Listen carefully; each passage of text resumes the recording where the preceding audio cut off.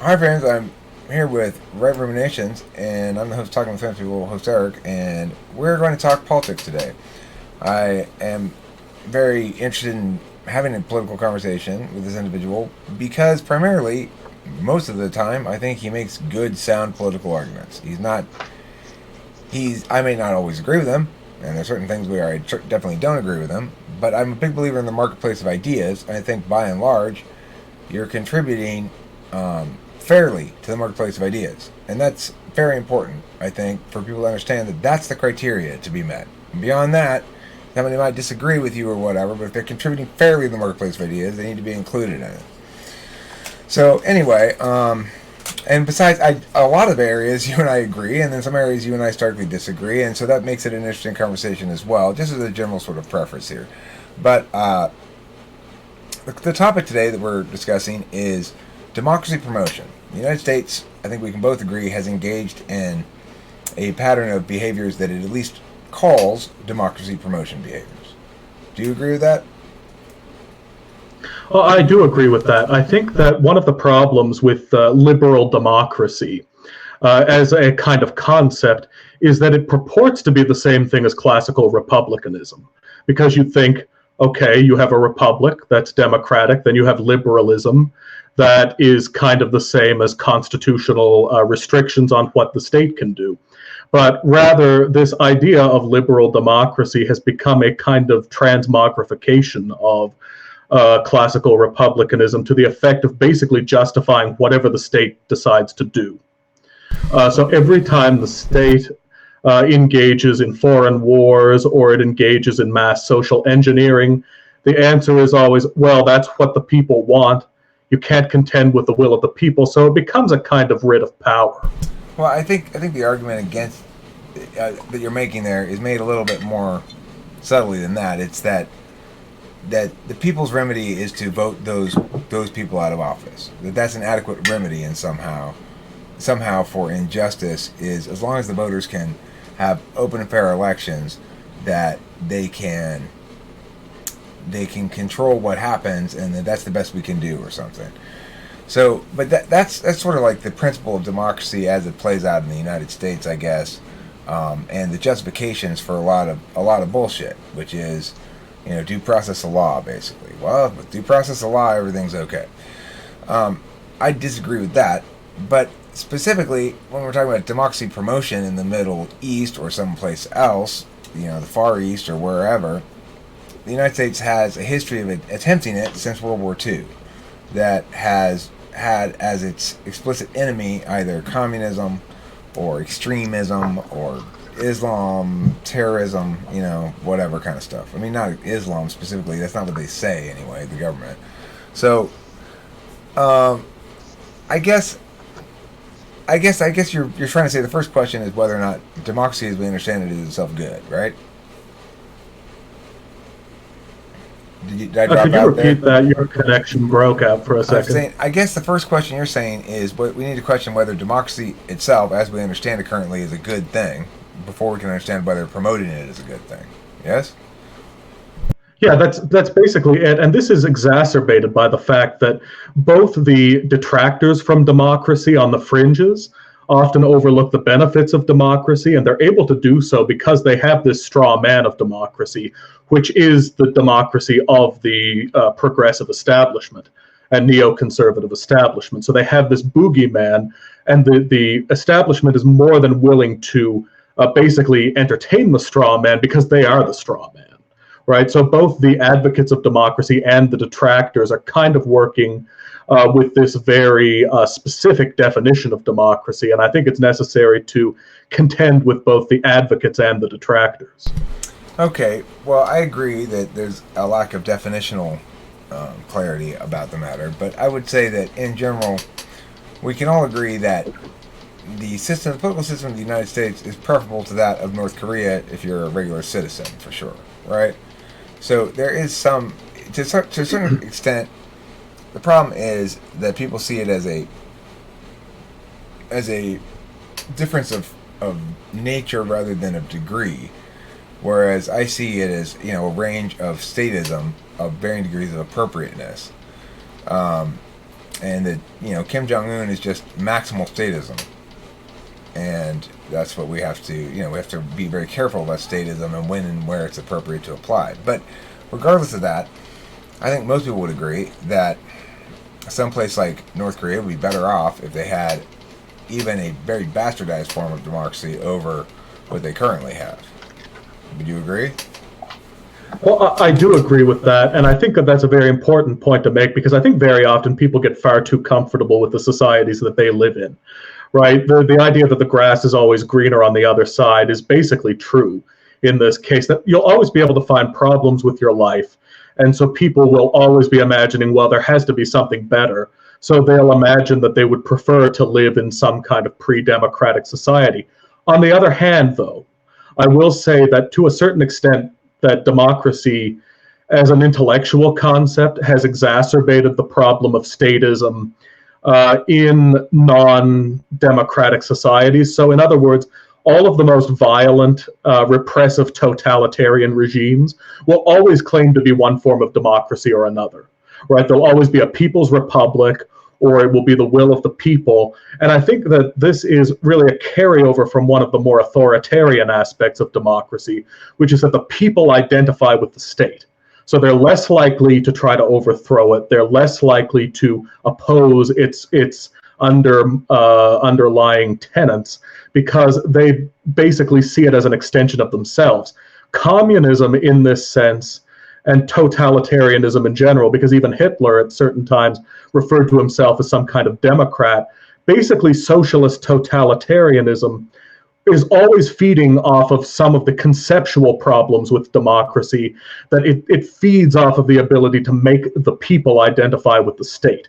So you can conceptually hold democracy to some extent as being responsible for the extent to which totalitarianism. But I'm not sure that their nomenclature like that is indicative of some conceptual problem with democracy, so much as it is indicative that it's universally seen as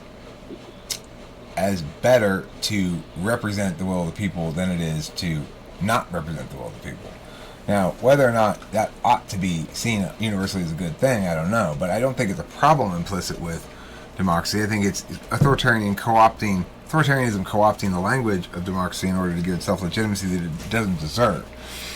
But the other element in there that I touched upon that I want to revisit here is that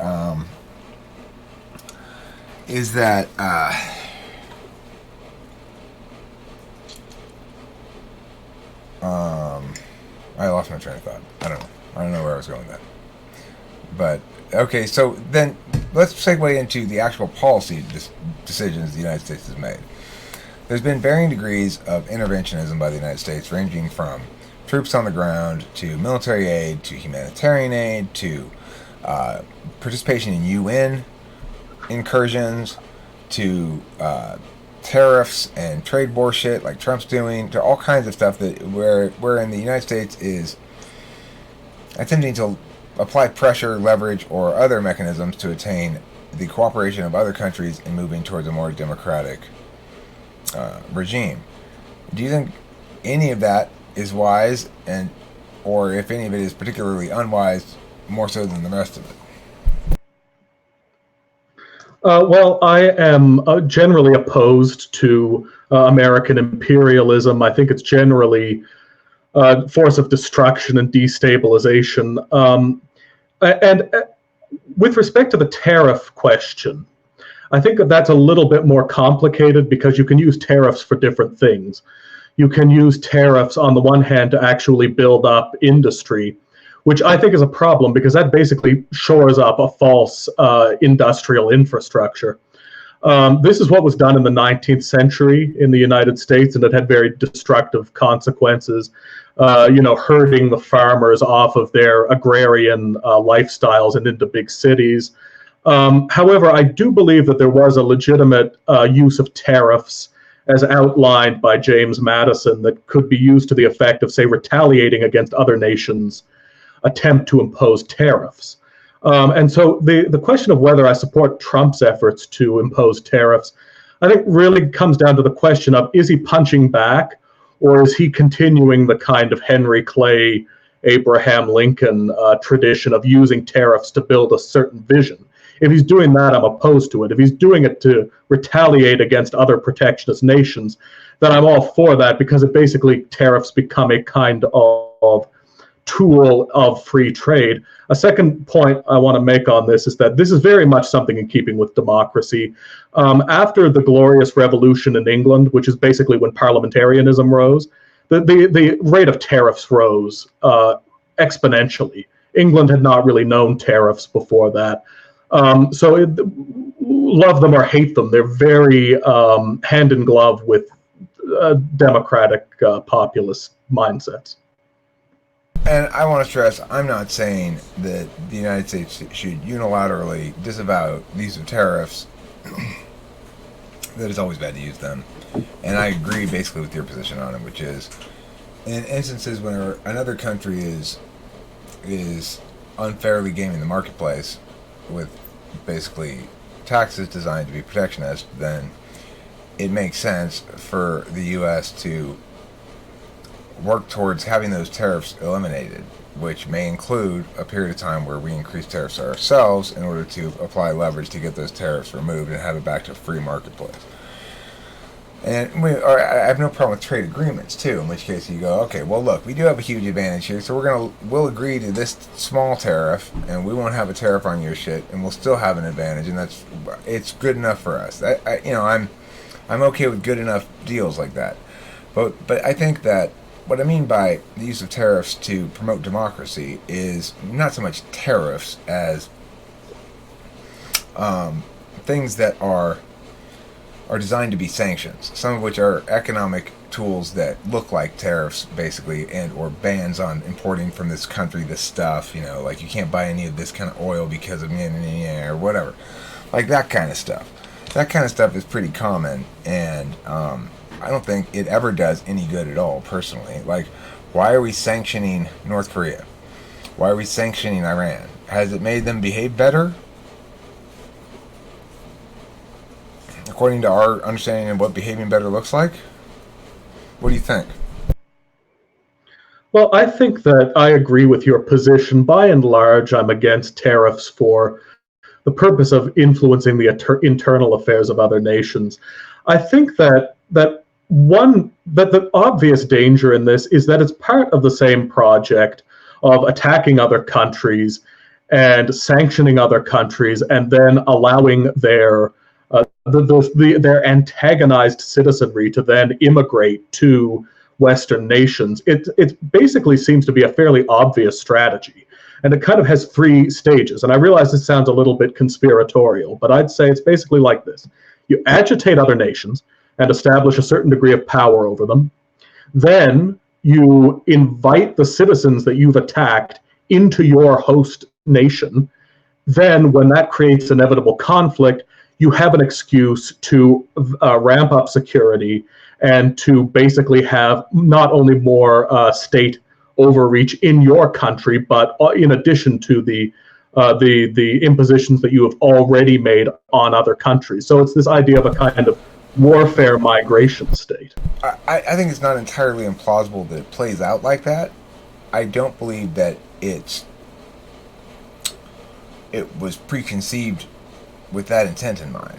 So that would imply that somebody has vision and capacity to understand how things are going to impact a very chaotic data stream beyond that which I think people have the capacity to exercise. It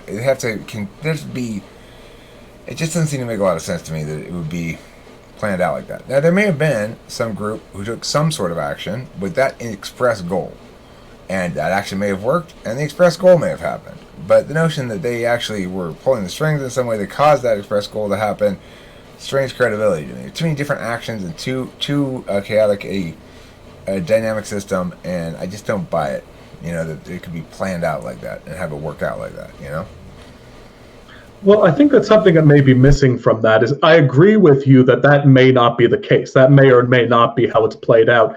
But I think that when you really analyze these things, it's not so much a matter that one group really planned this all out.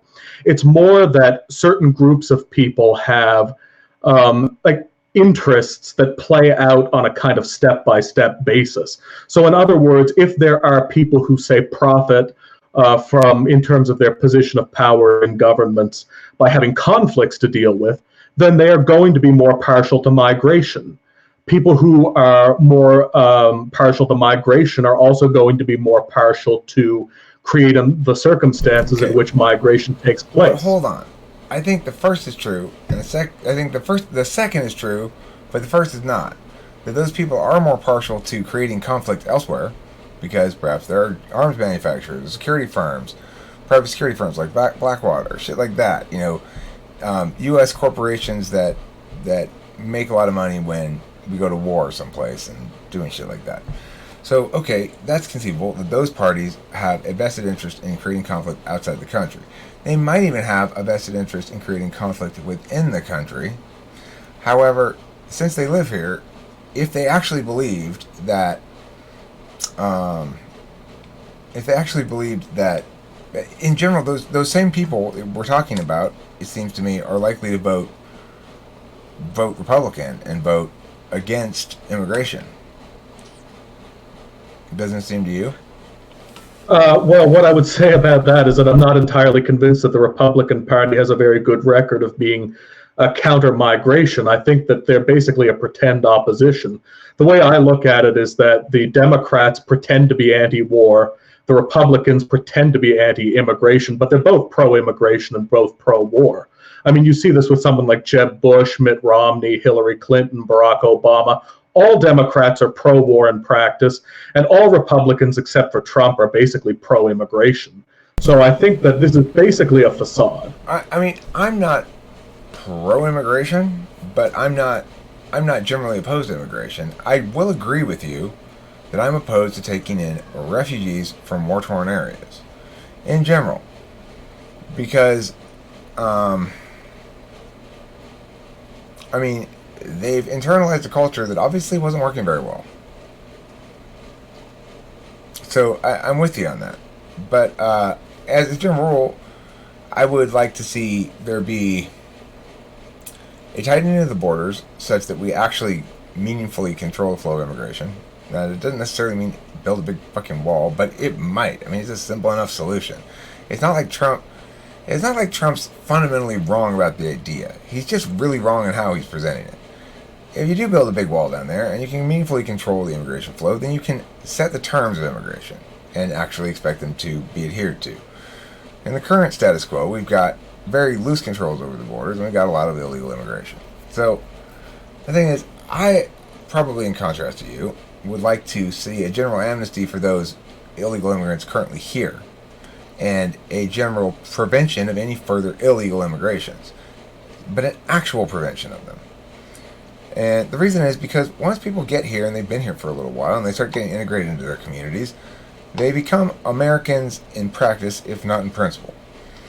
They become ingrained in Americans' lives, and there's no reason to rip those people out of their existing families and lives and stuff just because some previous administration did a shitty job of enforcing the borders. So that's my position on it. But I expect you probably take a harsher line on immigration than that. Well, I do, but my primary point wasn't on my perspective on it so much as what I think that these people are up to. Basically saying that the Democrats and Republicans, in practice, they're much more alike than in their rhetoric. And I think if you look at how they kind of live, it makes sense, right? I mean, they will not experience the firsthand effects of migrations from war-torn regions because they will be living in their gated communities. And also, if they really believed that mass immigration was good for people, they would just open the borders and let everyone in, but they want it to be somewhat incremental, right? They basically want a controlled amount of immigration from places where there is violence so that they can, A, maintain their position of power without being overthrown by foreigners, but can have just enough conflict that they have something to manage, that they have something which can serve as a catalyst for them maintaining their jobs. Okay, well, this is a place where you and I rather starkly disagree, which is I don't think it matters what the motivation or whatever of these people who supposedly have this motivation or are trying to drive this agenda is. Even if all that stuff is the case, the only thing we can meaningfully critique are the policy advocacies, and that's not a good, meaningful way to critique them. The other person's motivation in making the advocacy is irrelevant to the advocacy's legitimacy. So, I would say that even if that's the case, that tells us nothing more about the situation than actually addressing real policy considerations like, is this a good idea, and if so, why, and if so, why not, and if not, why not?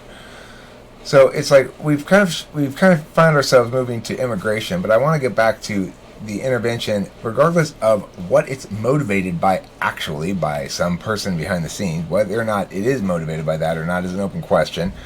I would say no, but let's say it is. It doesn't matter, because even if they are so motivated, maybe they actually happen to be right and this is a good idea for reasons they don't anticipate. So let's critique the idea independently of this motivation. Do you think it's a good idea for us to, is there ever an instance where it's a good idea for us to send humanitarian aid, for example? No, I don't, because I think it's always commensurate with some degree of political control. And I think that it's usually also hand in glove with some attempt to impose a certain vision on the region. And that is one of the reasons I brought up motivation, is that I think you can't separate the motivation from it, because you have to see where it's going. I believe that these interventions, whether they be in terms of aid or direct intervention, will always be so as to impose the kind of U.S. vision of progressive global hegemony on the rest of the world, to the extent that, you know, you'll have everything that is in the United States, whether it's the kind of fetishization of democracy, or whether it's, you know, state-enforced homosexuality, or no state-enforced homosexuality. Can you please tell me about the time the police came to you and forced you to have sex with a man? Okay, first of all, I want to say two things about this. One is, I'm not trying to get into a debate about homosexuality. That's simply the first example that came to my mind. Secondly, I don't mean literally state-enforced. I mean it's enforced through the curriculum in public high schools. People, like all teachers, almost unanimously teach this as a good thing. I remember this when I was in high school. That there is this kind of project of re-education. I think that they basically want the whole world to look like this. Well, I mean, I'm of the mindset that sexuality is absolutely a matter of autonomous consideration, and that it ought to be the case that people don't get judged for that sort of thing. That doesn't mean that there are plenty of things about the current public curricula that I don't agree with and think are ill-advised. But most of all, what I don't agree with and think about is ill-advised regarding public education is the fact that we have mandatory public education at all. So, you know, obviously if you have mandatory public education, then it's going to inherently be a failure, because it's using compulsion and coercion on children for compelling them to be in these environments that they may or may not want to be in. It's not cool. So, there's that. But I want to move back to the other issue besides humanitarian, which is military aid. Now, I'm not opposed to us engaging in military cooperation with allies like England or France. They're going to be much use, but you know, they are an ally, and so I've got no problem with that. But I don't think we need to really be giving gifts of stuff to anybody. Do you?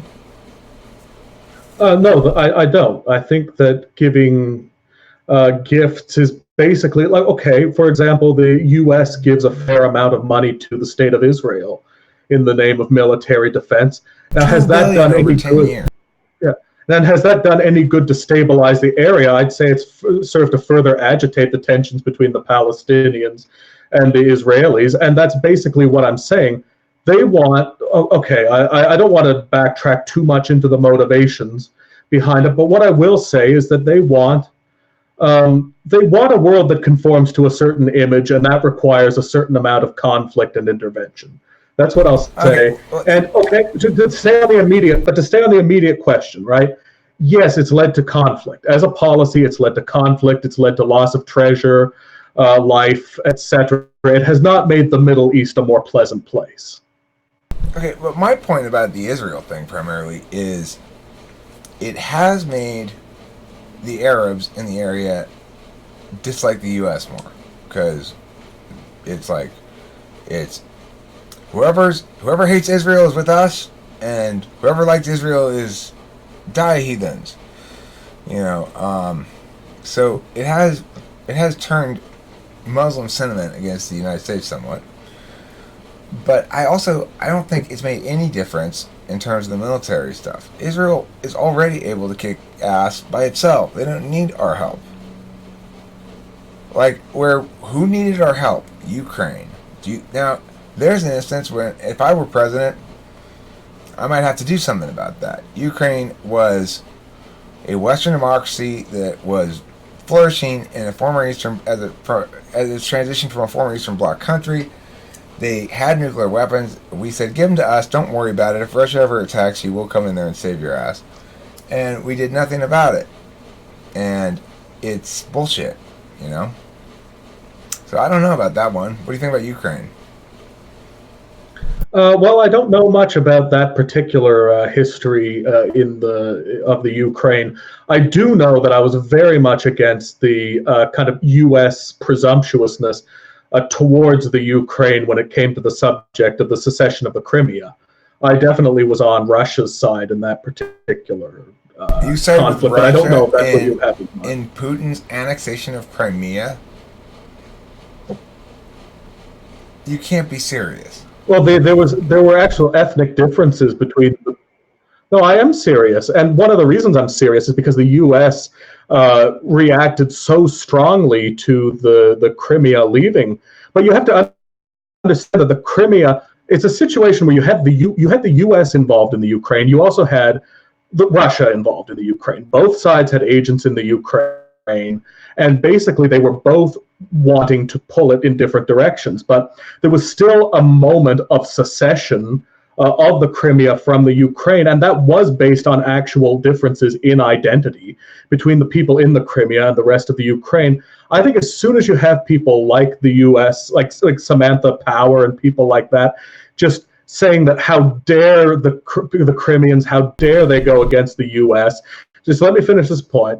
How dare they decide for themselves? I think that secession is a totally legitimate political maneuver, and I'm totally creeped out by the U.S.'s attempt to act like they owned the Ukraine. Okay, well, number one, I don't think the U.S. acts like it owns the Ukraine. But number two, the thing is, you might have a point about the secession in Kursk and Luhansk on the eastern side, which it genuinely was mostly Russian, and which clearly sided with secession. Crimea was rather split about the matter, and the reason they were split at all is because Russia had been pumping people into there in order to execute this plan, because Putin's a fucking sociopath. Are you suggesting that the Americans didn't also have their claws in the pie? Well, but I'm saying that the Ukrainian democracy was legitimate. It was independently of our urgings, manifesting as a Western democracy, finding its natural position as such, which it was, until Putin came and meddled so much with the fucking country that, okay, if you want to make the argument for those eastern two industrial cities that were the hotbeds, those ones were almost all Russian, fine, I'll buy that. Crimea was engineered entirely by Putin, and it's bullshit. And now what they got? They got a fucking comedian as a president who disbands parliament. Why? Because Russia's interfering with their fucking elections. That's why. Well, I think that I think it's always more realistic to take into account the U.S. as a kind of, you might say, equal competitor in terms of the arena of realpolitik. I think that if you were living in Crimea, that the United States would not look quite as benevolent as it looks to, say, Americans looking at Russia. I think that it's basically two superpowers contending over contested territory. But at the same time, I'm going to fall on the side of anything that it goes in the direction of, you might say, peopled autonomy. Yeah, one worldview is fundamentally superior to the other. Putin's autocratic kleptocracy is not more desirable. So, I mean, but the thing is, that would be a very tricky question. I think for the vast majority of questions that are a lot less tricky, and the reason that one's tricky is because the Minsk Protocols that we signed when Ukraine gave up their weapons. They wanted into NATO. They should have held out for that. But they didn't. And they took this compromise shit called the Minsk Protocols, in which we said, we sort of promised to be there to save your ass in these Minsk Protocols. Not enough to call you actually part of the treaty or anything. Not part of NATO, which we'd be actually obligated to come help you. But instead, we'll give you this imitation of that called the Minsk Protocols. Well, of course, the imitation wasn't worth shit. And I don't like that. I don't like the U.S. playing those kind of games where they're saying to Ukraine, give us your nuclear weapons because you won't have to defend yourself because we're going to defend you. We shouldn't have said that in the first place. We should have said, keep your nuclear weapons. Russia's right next to you, and who knows what's going to happen.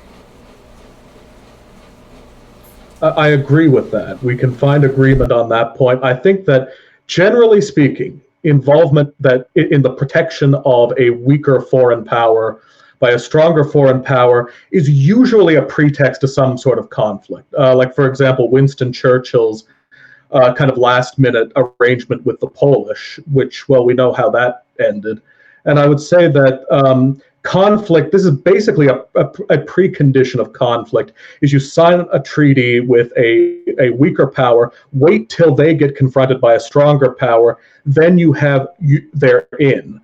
What I would say is I am always interested with siding with whichever is the weaker power. I think that when it comes down to the US and Russia clearly has the disadvantage of a much smaller economy. I'm not saying anything about wanting to live in Russia or anything. That's beside the point. What I'm saying is that in realpolitik, balance of power terms, it's the weaker partner, and therefore I will side with it strategically against the interests of a hegemonic empire. Well, I agree that hegemony is bad. Hegemony is bad because it deviates from the basic principles and values of an American citizen democracy. That an American citizen democracy is a preferable way to be, and that we ought to promote those people who genuinely and independently seek that of their own accord when they represent the majority of the populace. It seems, as a general rule, straightforward enough. So for me, hegemony is not a problem necessarily if the U.S. were to function as a non-hegemonic hegemon. So that is to say, if the hegemony is attained simply by fully legitimate means, then it's not really hegemony, it's actual leadership. And so, in that regard, I think it's a good thing. But there's very limited amount of things we ought and can and should do in actually pursuing that, or else we'll run afoul of George W. Bush syndrome. Let's go change the world.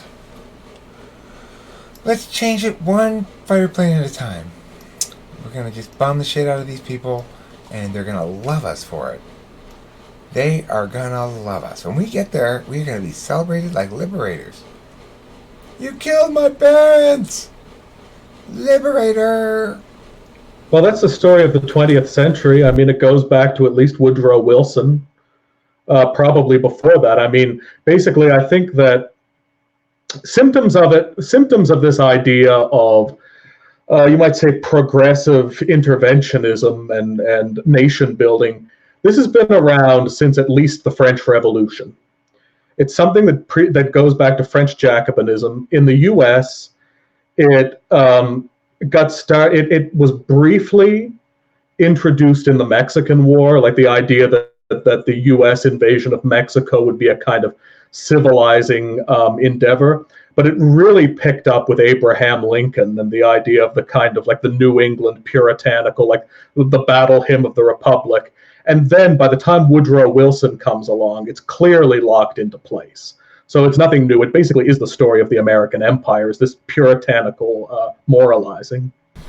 Well, I think basically the current understanding of influence of the U.S. on the world is predicated on a false understanding of motivation. So the reality is, when you apply an explicit motivation, whether it be a bribe or a threat, it reduces the intrinsic motivation of the person you're trying to motivate. So if you're trying to do something, if you're doing something you like to do because it's fun, and I want to pay you to continue doing it, you'll want to do it less inherently. And so too with threats. If you're potentially willing to do something via negotiation and being treated with respect and as an equal, then you might be able to be moved towards doing it. But if you're threatened into doing it, all of a sudden you're backed into a corner and you don't want to comply. There's an inherent amount of resistance that goes up anytime there's a threat. So we're not operating under the framework of that basic reality. We're pretending as though, people are animals that we can just train to be democracies with sticks and carrots. Yeah, I agree with you. I think that the problem is that basically democracy in the American sense has been totally divorced from the idea that it has anything to do with self-government. So the idea that there is a kind of particularist ethos where different regions can basically decide on their own terms and when they evolve into republican governments is something that has been totally lost.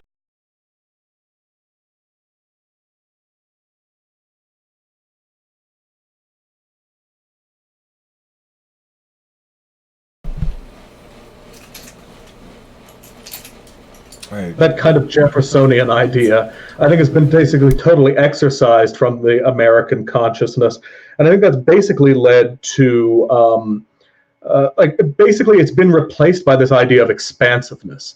So instead of saying that democracy has to do with self-government and humility, like the idea that you can't change the whole world, that people have to figure things out for themselves, it's been replaced by this kind of sentimental idea of let's get out and vote, and everyone's vote matters, and if you're not voting, it's not American, and this idea of this kind of school, this sort of grade school idea of the more people voting, the better around the whole world, and they can legitimize our interests and the structures that we're putting forward.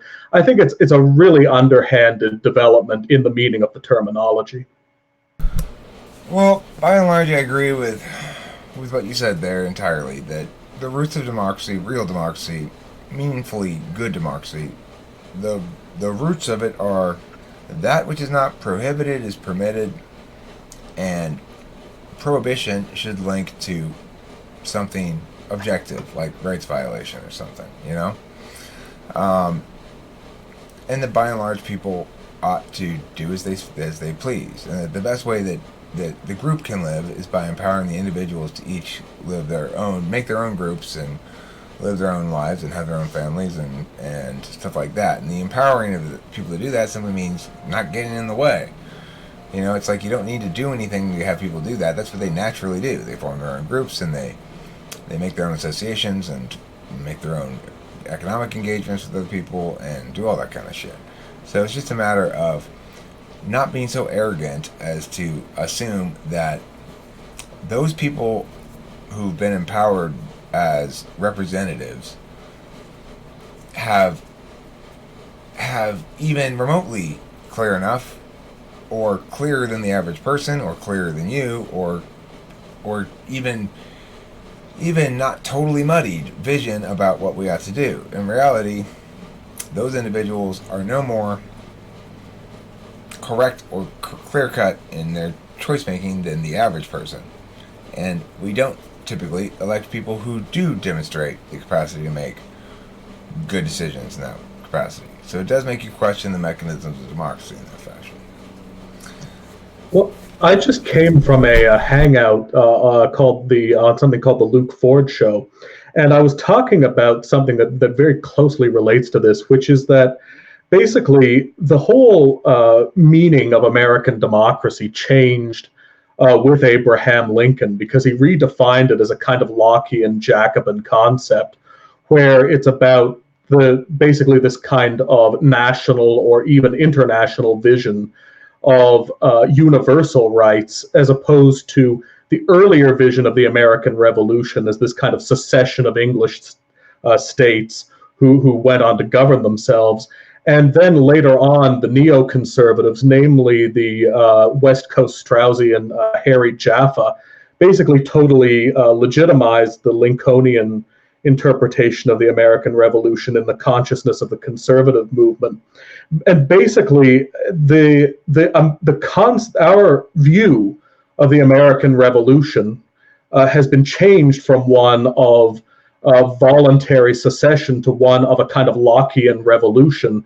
That is, we've changed from viewing the American Revolution as being what it was and come to view it as a kind of second French Revolution. That is, the history of the American Revolution has been Jacobinized. It's really interesting analysis. You kind of baffle me a little bit, because in some ways you're one of the smartest, most informed persons I've ever talked to about this shit. You really know your shit. Like, you know stuff that, I learn some things, like, from you, about history, about relevant factors, about details. You know a lot of shit. And then you also have some very controversial views that I don't necessarily agree with, and I think I would not see, typically, I wouldn't expect those things to go together, but they do in you, and that just goes to show you, don't reduce people to members of their groups. So, any last words before we part? I gotta go because Kimberly is shaking her keys at me in a hurry up and wrap this up, because I want to talk to you about something there, kind of way. All right. Well, yeah, thank you for having me on, Eric, and thank you for your kind words. I think this was a good conversation. My channel is Right Ruminations, and you'll get more stuff like this if you visit that place. And I will put the link in the description, and sorry I forgot to mention that. Thank you very much for watching, and don't forget to eat plenty of cheese.